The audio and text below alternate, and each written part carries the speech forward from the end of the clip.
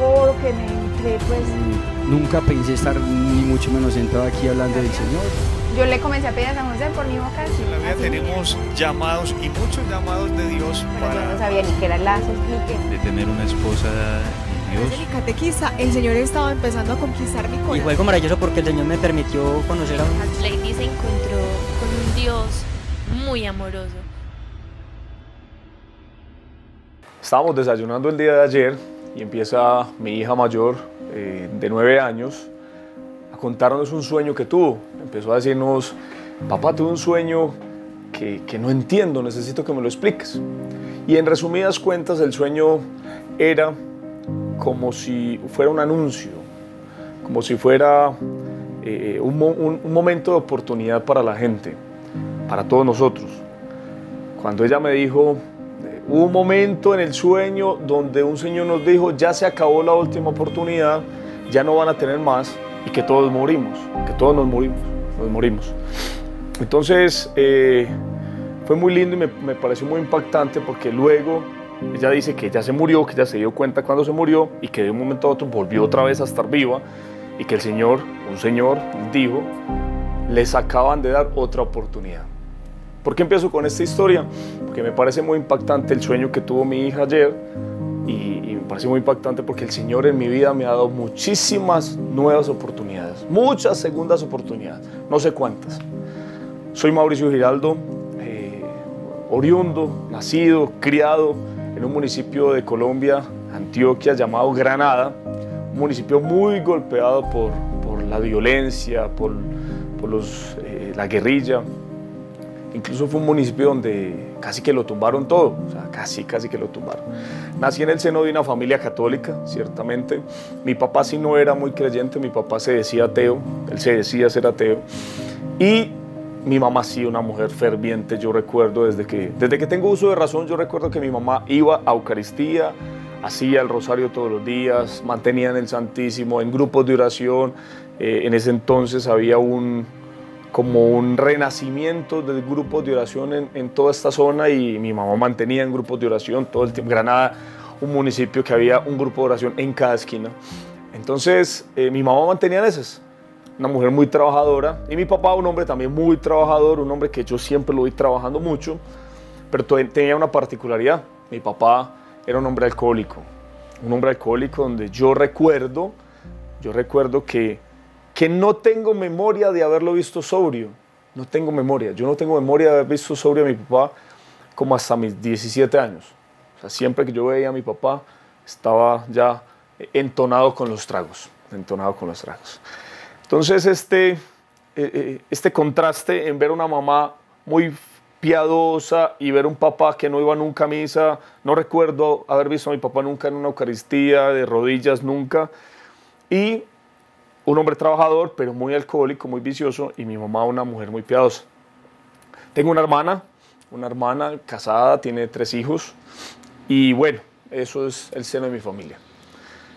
Entonces yo cuando estaba en el colegio, que allá yo estudié en Granada, hice todo mi preescolar, mi bachillerato, me tocó el tiempo de la guerrilla fuerte. Y yo creo que ahí Dios me dio muchas nuevas oportunidades, porque hubo muchos momentos donde se tomaba la guerrilla del municipio, hacían tomas, así se llama, acá en Colombia le decimos así, le decimos que se toman el pueblo, es porque entra la guerrilla y empieza a hacer destrozos, a destrozar el pueblo. Yo estaba fuera de mi casa y yo era sacristán en ese entonces, yo tenía unos 15, 16 años, yo era el sacristán. Yo lo primero que pensaba cuando empezaba a sonar las armas era salir corriendo a cerrar la iglesia. Era lo primero que yo pensaba. Yo no pensaba ni en mi vida, yo salía corriendo a cerrar la iglesia. Y muchas veces sucedió.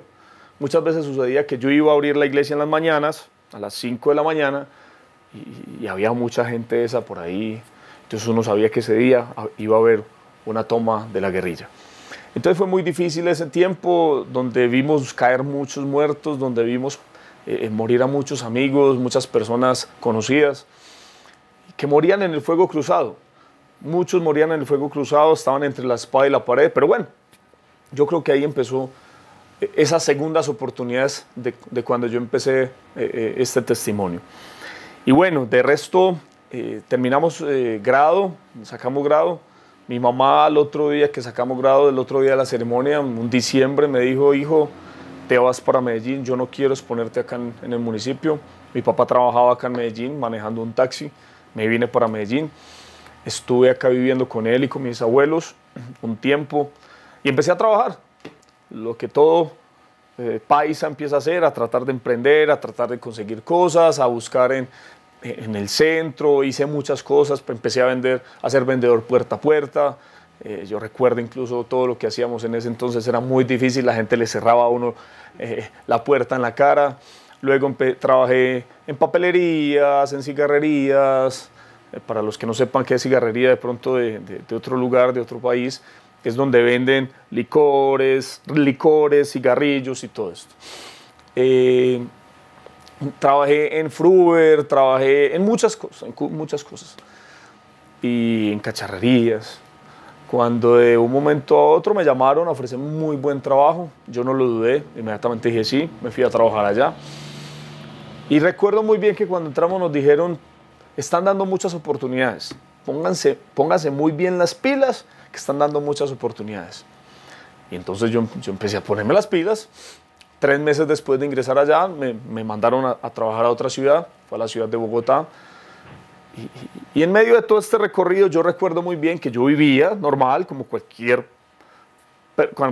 persona, pero yo recuerdo que sea lo que sea, yo siempre iba a la Eucaristía los domingos, pasara lo que pasara. Yo siempre iba a la Eucaristía los domingos. Incluso hubo un trabajo que me dejó sin Eucaristía 7 meses y por eso renuncié.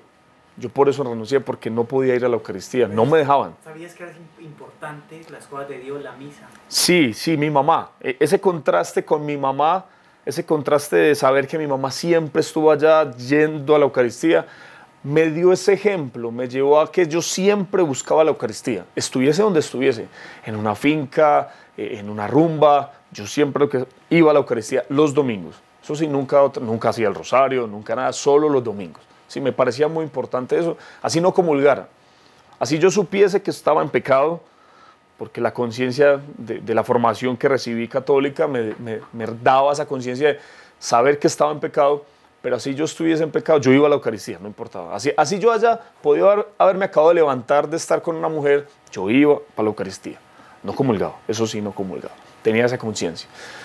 Entonces ya me fui para Bogotá, fui a la ciudad de Bogotá, empecé a trabajar, vivíamos allá en una casa varias personas y bueno, me cuento que esa fue una vida muy buena porque sé que me sirvió mucho, sé que me ayudó mucho a entender muchas cosas para la vida, pero allá fue donde tuve que desarrollar lo que mi mamá me había enseñado, que mi mamá me hacía cocinar, me hacía lavar los platos, mi mamá me hacía planchar mi ropa, todo, y allá me tocó, como ya estaba solo, me tocó empezar a hacer todo esto. Yo recuerdo que una vez la llamé y le dije, mami, ¿cómo es que se hace el arroz?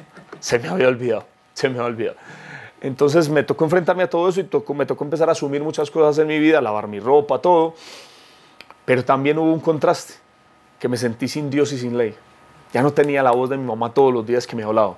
Ya no tenía la autoridad de mi mamá moral que me recordaba que no podía hacer cosas y me desordené. En Bogotá me desordené bastante, estudié en la universidad, estudié comercio exterior y en medio de este proceso de estudio conocí a una chica.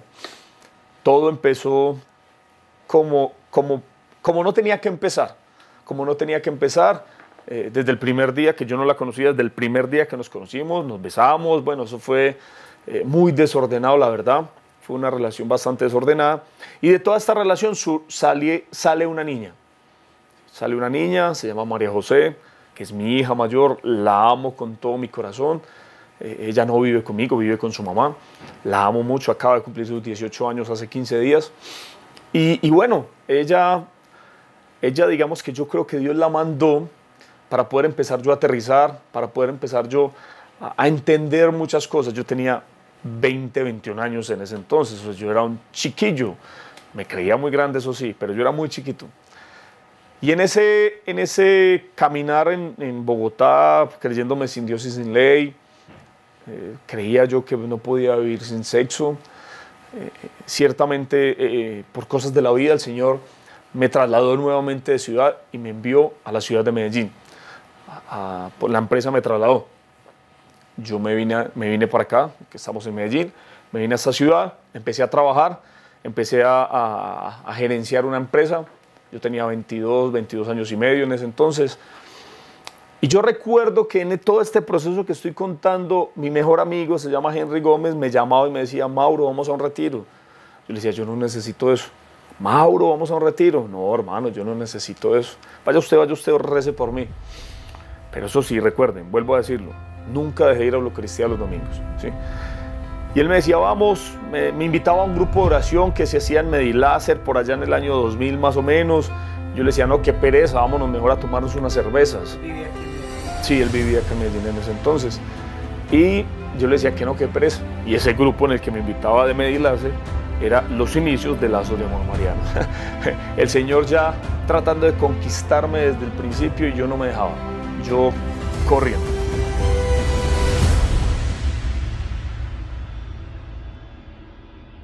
Recuerdo muy bien una vez que venía de Bogotá, venía con mi niña, estaba muy chiquita, como de 6 meses, y con la mamá de la niña, y tuvimos un accidente muy fuerte.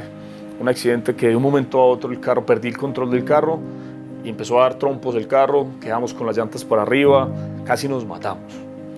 Y yo recuerdo, no en ese momento, yo recuerdo que posterior a eso, cuando ya empecé todo este proceso que llevo ahora, yo recuerdo que yo dije, Dios mío, si yo me hubiese muerto en ese momento, yo me hubiese ido para el infierno. Yo estaba en pecado mortal, yo convivía con esa mujer, estuve conviviendo con ella un tiempo.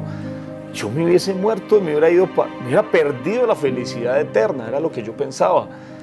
Ahora, en ese momento no, en ese momento gracias a Dios no nos pasó nada, no nos matamos, gracias a Dios a la niña no tuvo ni un rasguño, yo sí tuve muchas cosas, pero nada trascendental, nada grave, nada de gravedad pues de irse para el hospital. El tal es que otra oportunidad que me dio el Señor, una nueva oportunidad. Es que yo no sé cuántas oportunidades me ha dado el Señor, o sea, no logro verlas, porque yo sé que el Señor me ha prevenido, me ha ayudado a cuidarme de muchas. En esta sí es muy latente, una nueva oportunidad. Bueno, entonces ya estaba acá en Medellín trabajando, entonces yo decidí separarme de la mamá de la niña y yo le dije, no, mira, vamos a empezar a hacer las cosas en orden, porque ya estaba con mi mamá cerca, entonces yo volví a recibir esa autoridad moral de mi mamá, ver la autoridad al saludarla, al estar con ella, yo volví a recibir como esa autoridad y yo dije, debo reestructurar mi vida. Y le empecé a decir a la mamá de mi hija que dejáramos así, que no estuviéramos conviviendo juntos, que si volviéramos por la puerta grande, o sea, en matrimonio. Eso era lo que yo le decía. Pero ella no quería, ella era insistente. Eso fue unas situaciones bastante complejas. Cuando ya decidí terminar, porque yo fui quien decidí irme de la casa, fue cuando mi amigo me llamó nuevamente y me dijo, Mauro, sabía que yo estaba muy mal. Claro, yo tenía escasos 22 años. Acaba de terminar una relación con una persona con quien tengo una hija, a quien amo con todo mi corazón. Entonces yo estaba muy mal, yo estaba moralmente muy mal. Yo incluso recuerdo que hubo momentos donde yo dije, ¿para qué vivir? ¿Para qué seguir viviendo? Y entonces me llamó justo en ese momento mi amigo, mandado del cielo, esos amigos ángeles, me llamó y me dijo, Mauro, vamos a hacer el primer retiro acá en Bogotá. Él estaba viviendo ya en Bogotá. Te invito para que vengas, no tenemos gente, por favor. Entonces yo no fui porque yo necesitaba, sino que porque supuestamente no tenían gente para vivir el retiro, y fui. Ese retiro apenas lo vimos 25, 26 personas. Fue extraordinario. Ese retiro fue extraordinario, a mí me cambió la vida. La verdad, yo me creía muy bueno y me di cuenta que en realidad todos sí somos muy buenos, pero hacemos cosas muy malas. De verdad, me di cuenta que había hecho cosas muy erradas en mi vida, había errado mucho en mi vida. Ese retiro fue el primero allá en Bogotá, lo dirigió José Rodrigo Jaramillo Fernández, fue el primer retiro de conversión que dirigieron en Bogotá, dictaron. Y yo recuerdo que pude hacer 2 cosas en mi vida, en ese retiro. 2 cosas trascendentales, eso es lo que recuerdo de hace 17 años y medio que viví ese retiro. Yo recuerdo que hubo una que pude perdonar a mi papá. Yo siempre le reclamé a mi papá por qué no estaba conmigo. Yo siempre le peleé a mi papá por qué tomaba tanto. Yo siempre le peleé a mi papá por qué no estaba en la casa. Siempre le discutí, porque siempre estaba borracho. O sea, no era porque estuviese solo trabajando, no, siempre estaba borracho. Yo recuerdo que yo lo cogía y le decía, ¿qué papá? ¿Usted cuándo es que va a dejar de tomar? Yo recuerdo que cuando era muy pequeño yo le decía a mi mamá, yo no quiero ser como ese señor. Yo le decía, sí, quiero hacer un paréntesis acá. Eso ahora que soy padre me lleva a enamorarme cada día más de mis hijos y a decirles, a mostrarles un muy buen padre, a tratar de ser muy buen padre con ellos, porque yo sé que el ejemplo de un padre puede sostener, sustentar, poner una base muy grande para la vida de los hijos. Entonces yo decía eso, yo no quiero ser como ese señor, imagínate. Yo recuerdo alguna vez, qué pena que me devuelva un poco, yo recuerdo alguna vez que me emborraché y yo estaba muy chiquito, ¿no? Y mi mamá me regañó, me castigó, mejor dicho, me dieron con todo. Y mi mamá me dijo, ¿por qué lo hiciste? Yo le dije, yo quería sentir qué es lo que siente mi papá al tomar. Yo quería experimentar eso, ¿sí? Entonces, ya ahora, cuando fui al retiro, que pude perdonar a mi papá, que pude decirle, papá, te perdono, yo recuerdo allá en el momento que pude decirle, papá, te perdono, todo cambió muy bonito. O sea, yo sentí una paz, una felicidad, yo sentí un descanso en mi alma y en mi corazón muy grande, muy grande. Yo nunca había sentido eso en mi vida, ni con todo el sexo que había tenido, ni con todos los viajes, porque en mi trabajo yo tenía la oportunidad de viajar mucho fuera del país, conocí muchos países, he conocido, gracias a Dios, muchos países en el mundo, y no, yo no había sentido esa felicidad, nada me había dado tanta felicidad como el momento que yo pude decir, papá, yo te perdono. En el nombre del Señor yo te perdono, decido perdonarte. Entonces, y la otra fue que yo sentí una felicidad tan grande. Esas son las dos cosas que a mí me marcaron en el retiro. Bueno, y las llevaba muchos años sin confesarme, y me pude confesar en el retiro, hice una lista también, una biblioteca de pecados. Dios mío, yo decía, Dios mío, sí soy muy pecador, sí me he errado mucho, he cometido muchos pecados. Entonces yo empecé en el retiro esas dos cosas. Pude perdonar a mi papá y pude sentir una felicidad tan grande que yo no la quería perder. Yo no quería perder esa felicidad.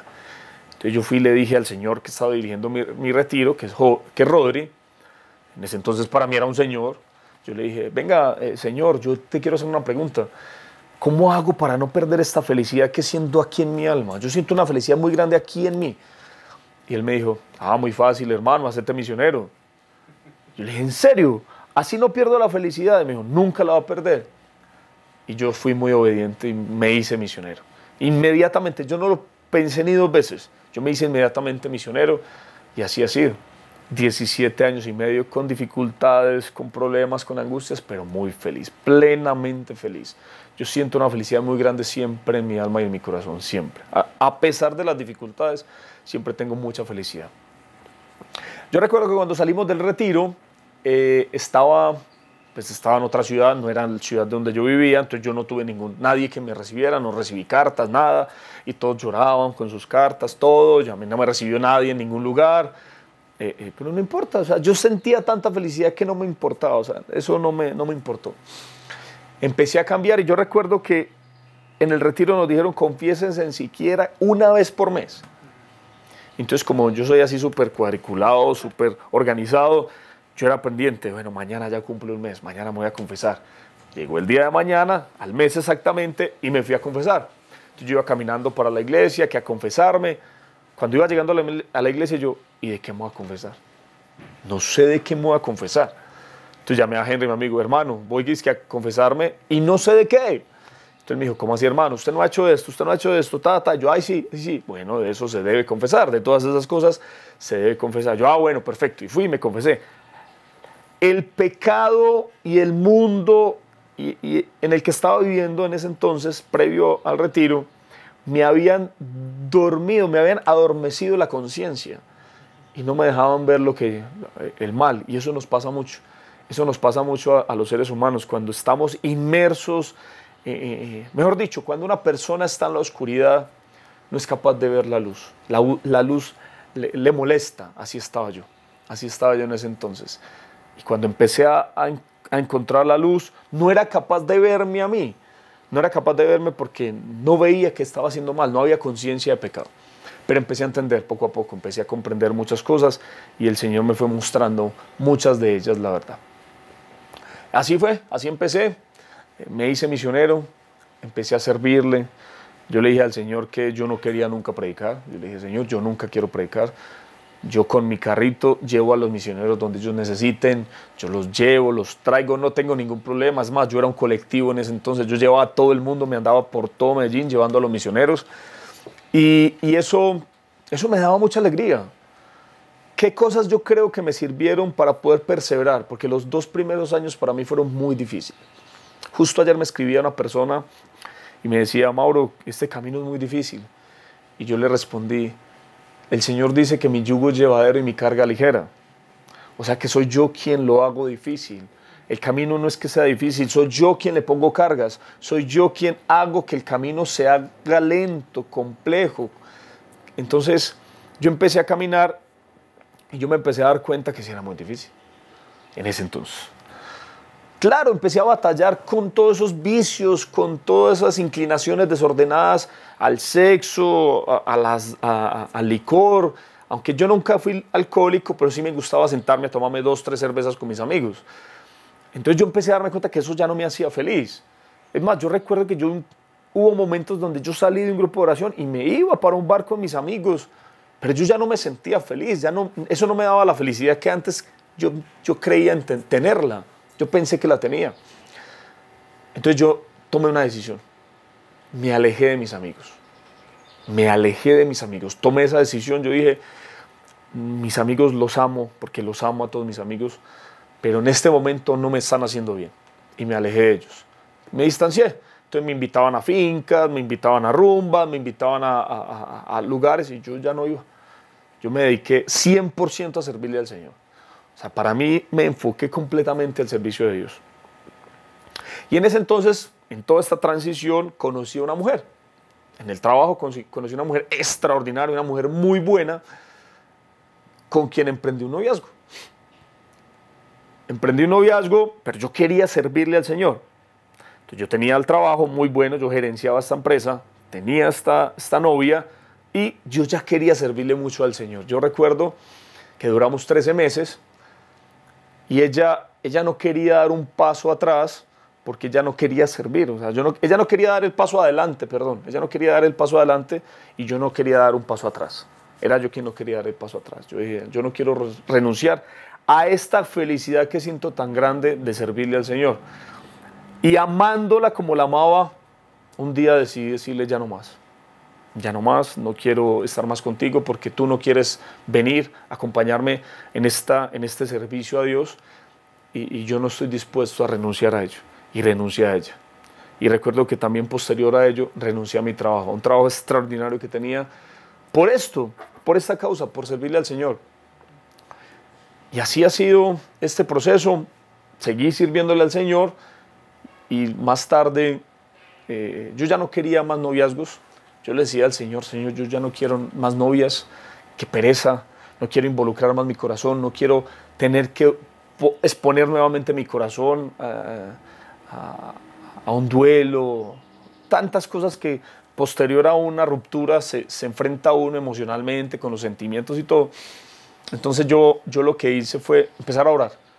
Señor, yo estoy aquí para hacer tu voluntad. Si tú quieres que yo me case, ponla tú. Preséntamela tú, pónmela ahí enfrente. Y yo recuerdo que como a los 9 meses, después de estar orando así, había una amiga misionera que yo llevaba 5 o 6 años ya siendo amigo de ella y empezó a gustarme. Un día yo llegué a una reunión y la vi diferente. Y yo, ay, ve tan bonita. y empecé a orar. Empecé a orar, a pedirle al Señor que me diera luces. Yo ya no quería nuevamente entrar en ese dolor del corazón. Y hubo un momento donde yo dije, no, esto tiene que ser probado, voy a hablar con mi director. Fui, hablé con Rodri, le dije, Rodri, mira, es que me gusta una mujer. Y él me dijo, ¿cómo se llama? Rodri, yo llevo ya 9 meses orando por esto. Mauri, ¿cómo se llama, hermano? Rodri, yo llevo ya pidiéndole al Señor que yo ya no quiero comprometer mi corazón ante cualquier cosa. Yo quiero tener un noviazgo serio, firme, para un matrimonio. Yo sí quiero un noviazgo para un matrimonio. Mauri, ¿que cómo se llama, hombre? Me dijo Rodri. Rodri se llama Tatiana Aristizábal. Me dijo, Entonces le empecé a contar y a contar todo. Me dijo, ¿qué intenciones tenés con ella? Yo le empecé a contar y me dijo, yo fui a hacerlo, a pedirle como el consejo. Eso es una recomendación que se hace en el movimiento, que siempre busquemos esos consejos. Y él me dijo, Mauri, yo veo buenas intenciones en ti, dale, de una. Incluso me dijo algo muy particular, hermano, hay muchos detrás de ella, así que aproveche. En ese entonces me dijo así, y yo le hice caso. Ella estaba de misión en Ecuador, ella llegó un día, al siguiente día yo llegué a hablar con ella, y le dije que me diera la oportunidad de que nos conociéramos más. Así emprendimos, empezamos a conocernos, a compartir más tiempo, a hablar más, a que ella me conociera más, a yo conocerla más, que es súper importante ese conocimiento previo a un noviazgo. Yo ya la conocía, ya éramos amigos, pero ya un conocimiento un poco más allá, más de que le gusta, como es la familia, compartir con ella, ir a cine, ir a cenar, estar en la familia, estar con mi familia. Me pareció muy importante. Yo creo que eso fue una base muy fuerte para nuestro noviazgo. Y ya hubo un día donde tomamos la decisión, emprendimos un noviazgo, fue un 28 de diciembre, pero ese 28 de diciembre fue justo la fiesta de la Sagrada Familia. Ese 28 de diciembre. Muy bonito, me pareció muy lindo, muy de Dios. Emprendimos un noviazgo, tratamos que fuera lo más agradable a Dios posible. Yo jamás le puse la mano donde no le debía haber puesto, lo que antes no. Antes uno trataba era de irse hasta más allá de, ahora no, ahora ya traté de respetarla mucho en todos los sentidos. Es más, nos pusimos normas como noviazgo, o sea, por ejemplo, para cuidarme y para cuidarla. Yo necesitaba cuidarla y necesitaba cuidarme. Entonces, por ejemplo, si llegamos a la casa de ella y no había nadie, yo no entraba. Yo no entraba porque no quería ir a hacer ocasión de pecado. Y así, o si estábamos en la casa y nos dejaban solos, no nos tocábamos, no nos abrazábamos, no nos dábamos besos, y así. Fue como tips que fuimos comprendiendo, que yo quiero, pues, obviamente acá, yo sé que van a escuchar los noviazgos, lo están escuchando, para que también pongan cositas que le puedan ayudar. Uno muchas veces dice, no, es muy difícil, guardar la pureza es muy difícil, pero es que ciertamente uno tiene que ayudarse, uno debe tener momentos donde vivir como una amiga, o sea, estar como si fuera una amiga, y debe tener momentos donde se comparta. Es que un noviazgo no solo es para darse besos y abrazos, no, un noviazgo es para crecer el uno al otro, para santificarse el uno al otro, para construir el uno al otro, ¿cierto? Y que el día de mañana, si Dios no quiere que sigan siendo novios, pues ciertamente van a poder entender que se construyeron. A mí me parece una cosa muy particular. Yo soy amigo de todas mis exnovias. Soy amigo de todas, con todas mis exnovias hablo, porque siempre traté de ser muy sincero con ellas. Entonces, ya empezamos este noviazgo, lo vivimos, tratamos de vivir muy bien y muy apostólico. En ese entonces era trabajo fuerte, noviazgo y apostolado. Entonces yo, muy intenso el noviazgo y muy intenso el apostolado, y hubo un momento donde yo empecé a sentir que ya debía decirle que se acabara este noviazgo. Yo quería acabar ese noviazgo. Yo decía, no, ya no quiero más noviazgo, ya quiero es un matrimonio. Entonces, un 28 de diciembre, 2 años después, le dije que si quería ser mi esposa. Le hice la propuesta. Y yo ya venía preparándole. Yo le dije, no me vaya a decir que lo va a pensar, o yo, cuidado, más bien dígame de una vez que no. Entonces ya me dijo que sí. Entonces yo así todo, ¿cómo lo digo? Todo avispado, saqué un calendario que me había puesto en el bolsillo, ¡pah! Y le dije, listo, ¿para qué fecha lo quiere? Las próximas fechas marianas son estas, esta y esta, ¿cuál quieres? Así le dije. Y lo dejamos para un 13 de mayo, porque queríamos que fuera una fecha mariana nuestro matrimonio, un 13 de mayo, y el siguiente 13 de mayo, después de ese 28 de diciembre, nos casamos. Fue un día maravilloso, fue un día extraordinario. Yo sabía que renunciaba a todo lo que yo anhelaba en mi vida como hombre, porque ya todo debía empezar en función a mi esposa. Fue un día maravilloso, fue un día extraordinario, yo me lo disfruté, me lo gocé, yo viví el sacramento, el día de la Eucaristía, ese momento de la Eucaristía lo viví con toda la intensidad. Para mí no habían esas, no sé cuántas personas había muchas personas en la iglesia. Yo me casé en la iglesia de Santa Teresita porque la patrona, la devota de mi esposa. Entonces yo recuerdo que a mí se me olvidó todo el mundo que había atrás, todo el mundo. Yo me casé ahí feliz, yo estaba solo con el Padre, no más. Y bueno, la fiesta también, pero digamos que no recuerdo muchas cosas de la fiesta, recuerdo mucho toda la Eucaristía, mucho, incluso me acuerdo de muchas cosas de la homilía. Y bueno, emprendimos este viaje de ser una sola carne, este viaje de lo que empezamos a plasmar en el noviazgo, a trabajarlo en el matrimonio, de lo que empezamos a trabajar en el noviazgo en confianza, en amor, en responsabilidad, en entrega, en paciencia, a vivirlo de verdad en el día a día con mi esposa, ella conmigo. Pobrecita, le ha tocado aguantarme mucho, Dios mío santo, pobrecita de mi esposa, pero bueno. En realidad ha sido extraordinario, llevo 11 años casado, felizmente casado. Con mi esposa ya tengo 4 hijos, 3 mujeres y un hombre, o sea que matemáticamente yo tengo 4 mujeres y un hombre. Todas se llaman Marías, todas las mujeres se llaman Marías y todos se llamarán José.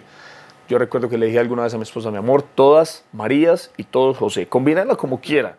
Si quiere póngale José Nabucodonosor, como quiera, pero José, ¿sí? Entonces, es un chiste. Entonces, en realidad, yo le decía a mi esposa algo, y les quiero contar una situación que tuvimos. Yo le decía a mi esposa que se preparara, porque como yo daba tanta consejería a los matrimonios, yo me daba cuenta de las crisis que habían en los matrimonios, y sobre todo una de ellas, una crisis económica. Entonces yo le decía a mi esposa, amor, recuerda que no te casaste con una persona adinerada. Entonces, mi amor, llegará un momento donde tengamos crisis, y ciertamente llegó. Ciertamente llegó un momento de crisis muy fuerte, muy fuerte. Yo tenía una empresa, estábamos trabajando muy bien, tuvimos un revés, ahí una pérdida de una mercancía muy grande y no soporté.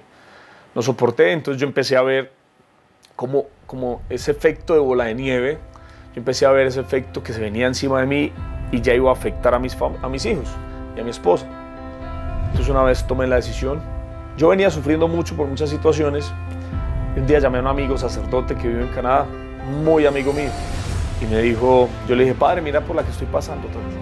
Y me dijo lo siguiente, me dijo esta frase que a mí me impactó, me dijo, Mauro, llevas mucho tiempo cargando una cruz, es hora de que te dejes crucificar por ella.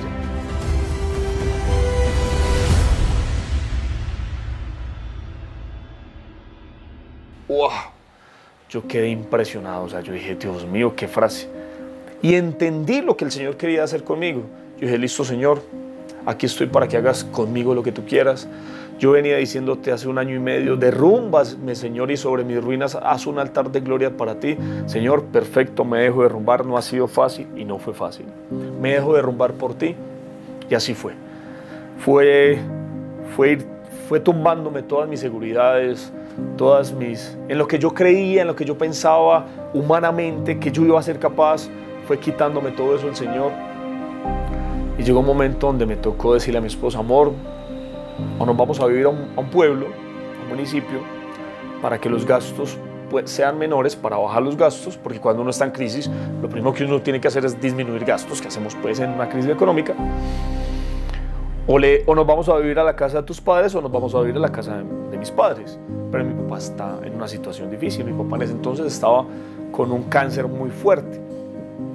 Y ella me dijo, bueno, hablemos con mis padres. Fuimos y hablamos con ellos. Yo les conté toda la situación y ellos inmediatamente, sin pensarlo, sin titubear, me dijeron, vamos por el trasteo, vamos por las cosas de tu casa ya mismo y nos las traemos para acá. Entonces no fue así, ciertamente, porque hay que organizar las cosas, hay que entregar el apartamento, todo.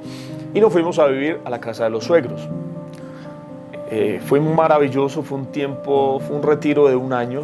Fue un retiro de 1 año donde el Señor me permitió, después de que yo tenía la autonomía económica, el Señor me permitió saber qué era depender de otra persona, me permitió tener que compartir, aunque los suegros y mi cuñado maravillosos, siempre muy bien, pero tener que compartir un espacio con otros que de una u otra manera yo les estoy invadiendo ese espacio, yo les estoy dañando su intimidad de hogar y ellos indirectamente también dañaban nuestra intimidad, indirectamente lo hacían porque nunca se metieron en nada. Mis suegros son extraordinarios. Entonces fue muy difícil, la verdad, fue muy complejo. En ese entonces yo recuerdo que previo a irnos a vivir con ellos, mi esposa me decía, amor, se acabaron los pañales para la niña. Y yo le decía, listo, mi amor, no hay problema. Y yo llevaba una semana sin un centavo de peso en el bolsillo. Me decía algunos momentos, amor, se acabaron los huevos, el panal de huevos. Ah, listo, mi amor, no hay problema. Y yo llevaba ya 4 o 5 días sin nada en el bolsillo.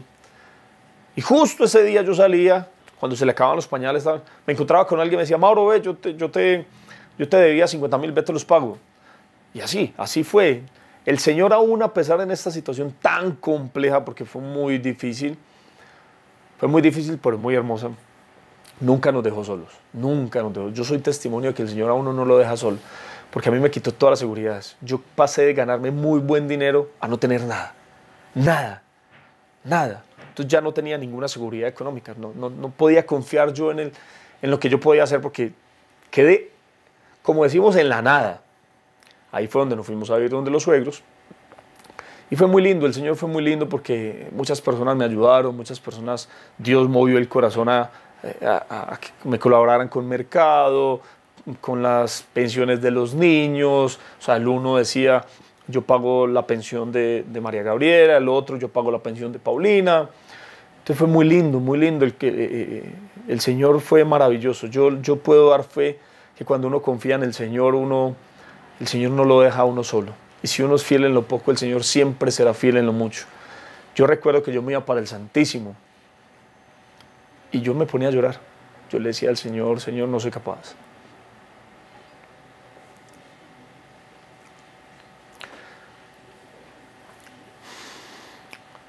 Señor, yo no puedo, tú sí puedes. Me abandono en ti. Fue muy difícil, fueron tiempos muy difíciles. Saber que tenía todos estos hijos para alimentar y no tener nada. Pero el Señor fue maravilloso conmigo. O sea, yo iba y le decía, Señor, yo no te pido plata, yo no te estoy diciendo que me des dinero, solo dame fidelidad. Eso era lo único que yo le pedía al Señor, fidelidad. Y el Señor me la dio porque aquí estamos. Aquí estamos. Posterior a eso, ya después pude hacer toda la transición y emprendimos un negocio, una idea de negocio con otros 2 amigos. Ya llevamos 3 años trabajando con esto y ha sido maravilloso, ha sido extraordinario. La empresa se llama, yo soy muy amante a San José, aquí está mi Josefo. Y llevamos ya 3 años pedaleándole a una empresa que construimos, se llama Importadora San José. Y vamos muy bien, gracias al Señor. El Señor ha estado muy grande con nosotros. Quiero resaltar la fortaleza de mi esposa, la compañía de mi esposa, esa ayuda idónea de mi esposa. Qué pena.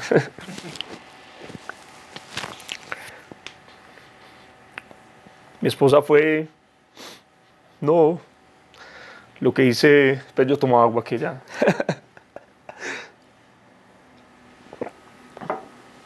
Mi esposa fue lo que el Señor la puso en mi vida, la ayuda idónea, esa ayuda perfecta. O sea, mi esposa nunca me recriminó nada, nunca me dijo, pero ¿por qué no tenemos dinero? Nunca. Ella dijo, en las buenas y en las malas, en la salud y en la enfermedad, en la riqueza y en la pobreza.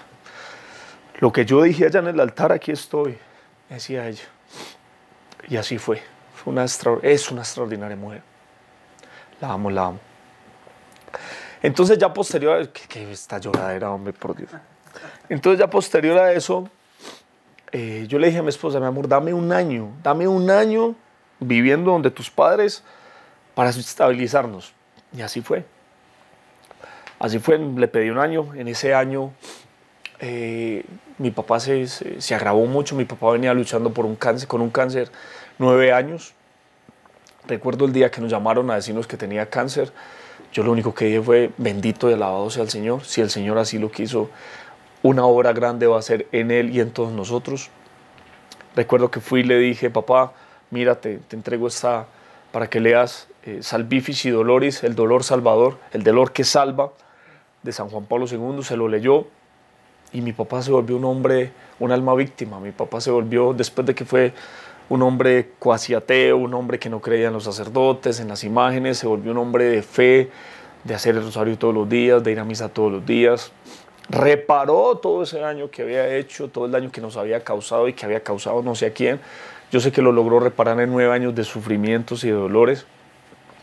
Y justo en ese año en el que yo estaba viviendo con mis suegros, en la casa de mis suegros, mi papá fallece. Mi papá se va, hace 2 años, se va para el cielo. Es más, hace nada, cumplimos los 2 años, esta semana cumplimos los 2 años de aniversario. Yo me siento muy feliz. No porque mi papá se haya muerto, no. Yo me siento muy feliz porque mi papá vivió la enfermedad como un cristiano la debe vivir, ofreciendo, entregándose, uniéndose al Señor. Y yo sé que mi papá está en el cielo. O sea, yo tengo una certeza en mi alma y en mi corazón de que mi papá está en el cielo. Y se los voy a decir por qué. Porque hace 2 años que yo estaba viviendo con mis suegros, mi papá estaba agonizando y yo me puse a hablar con él. Y le dije varias cosas y yo le dije: papá, váyase ya, tranquilo, usted ya ha sufrido mucho, usted ya reparó lo que tenía que haber reparado, váyase tranquilo, allá está el cielo esperándote, allá está el cielo con los brazos abiertos esperándote, allá está San José para acompañarte y la Virgen María para acompañarte al juicio. Y le dije: papá, eso sí te pido 3 cosas, no se las voy a decir todas. Primero, cuando llegues, bueno, sí se las voy a decir todas. Cuando llegues ante el trono de Dios, por favor, arrodíllate y alábalo y glorifícalo y diles que yo los amo mucho, a la Trinidad Santa. Cuando te encuentres con San José, por favor, dile que lo amo mucho. Segundo, ve y pídele a la Trinidad Santa que rompa todas estas ataduras económicas que tenemos en nuestra casa. Por favor, pa. Y 3, ayúdame desde el cielo a que me vaya muy bien. Yo quiero ser un buen padre, un buen hijo, un buen esposo, un buen hijo de Dios. Ayúdame. Y así fue. O sea, en realidad así fue. O sea, yo siento que mi papá hizo una obra grande de intercesión porque las cosas empezaron a salir muy bien. Las cosas empezaron a evolucionar muy bien. Después de no tener nada, de no tener, gracias a Dios, ya a hoy estoy en tablas. O sea, puedo cubrir las cosas que es lo necesario, lo básico. Ya eso es una ganancia. Ya eso es una bendición muy grande. Entonces el Señor, yo creo que ha sido muy bello conmigo. En medio de la ausencia de padre que tuve en mi infancia, donde pude haber caído en drogas, en alcoholismo, en desorden, en muchas cosas, el Señor me preservó siempre de ello. Siempre me preservó de ello. Siempre tuve un angelito a mi lado, que es mi madre, que me estuvo recordando que eso no se podía hacer, que es cierto. El Señor ha sido muy lindo conmigo porque aunque yo no tuve el ejemplo de padre o de esposo perfecto en casa, yo no soy perfecto, pero sí trato de ser ejemplo de Él allí en mi casa. Me equivoco mucho con mi esposa, mucho me equivoco. Es más, la gente en la calle, cuando uno va a misión o algo, la gente le dice a uno: Mauricito, lindo, qué maravilla, qué bueno conocerlo. Y yo: ay, Dios mío, vaya, hablen con mi esposita a ver si es que sí soy tan lindo. Porque no lo conocen a uno, pero en realidad uno sí procura hacer las cosas conforme a la voluntad del Señor. Ha sido como una reseña de mis 39 años que tengo. Soy muy feliz, yo quiero en realidad agradar a Dios. Y ahora en los proyectos en los que Dios nos pone, también quiero estar ahí, siempre firmes. Y bueno, ya acá en este proceso en el que voy, ya viviendo solos, nosotros ya nos fuimos a vivir en nuestra casa, en nuestro hogar, en nuestra habitación, todo, porque teníamos que compartir todo con mis suegros. Ya yo vengo diciéndole al Señor todos los días que siempre quiero hacer su voluntad, que yo ya no quiero hacer la mía. Traté de hacer mi voluntad muchas veces en mi vida y erré mucho, me equivoqué demasiado. Muchas veces lo traté de hacer y Me di cuenta que si Dios no escribe mi historia, yo no voy a ser capaz de hacerla. O sea, yo no voy a ser capaz de hacer lo que el Señor quiera que yo haga. Me di cuenta en mi pasado, en todo lo que viví, que cuando yo intentaba hacer las cosas, siempre había un descontento. No había una plena felicidad. Pero ahora, en las ínfimas, en las pequeñas cosas, Dios siempre me hace muy feliz. Entonces yo me convertí en una persona abandonado en la voluntad del Señor. Ya me tocó vivir de su divina providencia, ya me tocó quitarme todas mis seguridades, ya el Señor me permitió quitarme las seguridades que Dios tenía. En ese entonces fue maravilloso, yo lo contaba ahora, muchos amigos me llamaban, porque yo nunca conté, o sea, pocas personas se dieron cuenta en la crisis tal que en la que yo pasé, pero algunos sí se dieron cuenta y me llamaban: Mauro, ahí le consigné tanto, o sea, fue maravilloso, el Señor movió corazones. Entonces yo entendí que la providencia de Dios sí existe y que su voluntad es más perfecta que la mía, y eso entendí. Yo entendí que cuando yo hago las cosas en la voluntad del Señor, son mejores que cuando los hago en mi voluntad. Entonces ya mi voluntad trata siempre de ser en su voluntad. Y ahora en los proyectos en los que estoy, ahora en los proyectos en los que el Señor me puso, yo siempre le digo a Él: Señor, aquí estoy. Aquí estoy. Cada que Él me va a poner algo, yo siempre oro, ayuno, me mortifico, le pregunto a mi director espiritual, consulto con mi esposa, y yo siempre le digo: Señor, yo no quiero hacer mi voluntad, yo solo quiero hacer tu voluntad. Y siempre le digo: he aquí el esclavo de la esclava del Señor, como se lo dije hace 17 años cuando me hice misionero. Y eso solo quiero hacer, la voluntad del Señor. Yo no quiero estar en mí, yo no quiero vivir en mí. Para mí, lo que diga el Señor, incluso a través de mi esposa, eso es palabra de Dios. Sí, es palabra de Él. Entonces sí, en lo que me reste de vida, en los proyectos que me ponga el Señor de acá en adelante, le responderé siempre: he aquí el esclavo de la esclava del Señor, hágase en mí según su palabra. ¿Misionero hasta cuándo, Mauro? Yo decidí ser misionero para siempre, o sea, hasta llegar al cielo. Desde allá también podré hacer muchas cosas por todas las personas que amo y por las que no amo, por las que no conozco. Yo decidí decirle al Señor para siempre, porque aquí encontré la gracia de poder tener la felicidad aún sin dinero, aún sin tener un centavo en el bolsillo. Encontré la felicidad en el Señor. Sí, como decía San Giuseppe Moscati: en mi nada encontré mi todo. Así lo encontré yo. Así lo encontré yo en mi nada, o sea, en mi nada. En el Señor quitarme todas las seguridades humanas, yo encontré la felicidad en Él, en el Señor. Entonces yo decidí para siempre ser misionero, que el Señor me sostenga, pues. Ese es mi querer, ese es mi deseo, es mi anhelo, pero que sea el Señor el que me dé, con su mano me sostenga y me dé esa gracia de ser misionero para siempre. Yo abandoné todo lo que me entré, pues. Nunca pensé estar ni mucho menos sentado aquí hablando del Señor. Yo le comencé a pedir a San José por mi vocación. En la vida Así tenemos llamados, y muchos llamados de Dios pero yo no para... sabía ni qué era lazos ni qué. de tener una esposa y Desde Dios. mi catequista, el Señor estaba empezando a conquistar mi Y corazón. fue algo maravilloso porque el Señor me permitió conocer a un Lady se encontró con un Dios muy amoroso,